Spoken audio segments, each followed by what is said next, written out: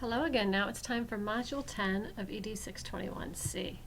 In Module 10, you're going to learn to use a learning gain score as one piece of evidence of your teaching effectiveness in student teaching.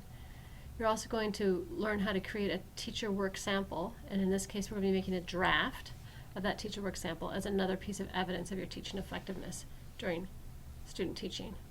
Your task for this module to read, watch, review, and apply all the resources in the module.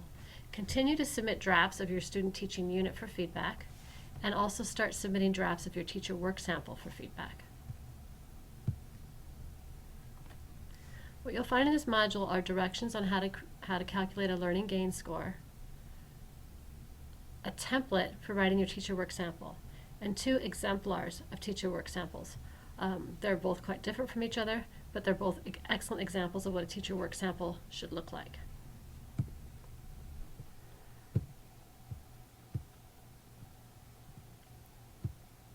So let's start with how to calculate a learning gain score for each individual student. You do this with your unit pre-assessment and unit post-assessment scores.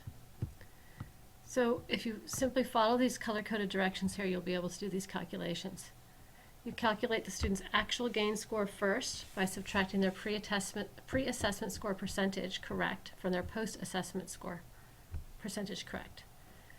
Then you calculate their potential gain score by subtracting their pre-assessment score from 100. And then you calculate the student's learning gain score by dividing their actual gain score by the potential gain score. The average of these learning gain scores of all these students you report as a decimal at the bottom of your chart. And this number is theoretically the overall effect that your teaching had on student learning overall. So you can see here there's an example of what this might look like with the students numbered.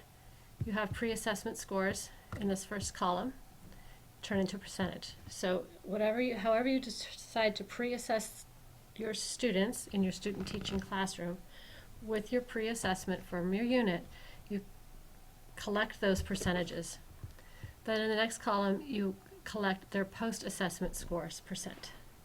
Then you can start doing the calculations. So first you would calculate in the column with the blue numbers the actual gain score, which if I look up here and remember is the pre-assessment score percent from their post-assessment score correct. And I just calculate those and put them into the next column. Then I have a second calculation to do, which is their potential gain score, which I get by subtracting their pre-assessment score from 100. So if I subtract 56 from 100, I get 44. These are independent of this column. When we get to this final column, we use the actual gain score and the potential gain score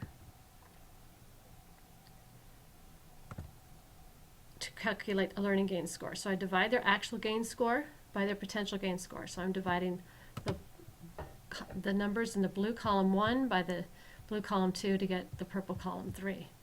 I end up then, I take this last column and I average it and I get the number. This number theoretically is a number that indicates the effectiveness of your teaching on student learning. You will need to do these calculations for the students in your class for student teaching and include it as part of your teacher work sample for student teaching. You don't need to do anything with this right now. We just want to present it here and give you an opportunity to look at it and ask questions. What you will be turning in for some feedback at this part of the course is a teacher work sample draft. There is also a rubric for this if you prefer to work for a rubric, but what I did is I took all the information from the rubric and wrote it up into sort of questions to answer. So if you go through these and answer the questions and respond to each line in and of itself, you'll have a good draft for a teacher work sample. Obviously it's going to change. This is a draft. You're not in your Unless you're student teaching right now, you are not in your student teaching classroom, so you will have some changes that you'll need to make.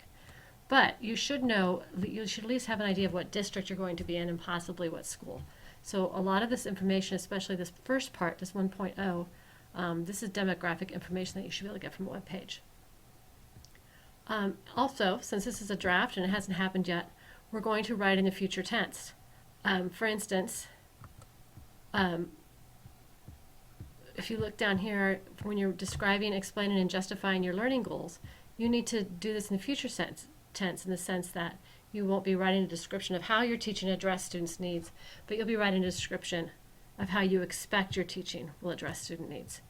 So if you just go through and respond to each of these statements, you will have a nice draft to work from.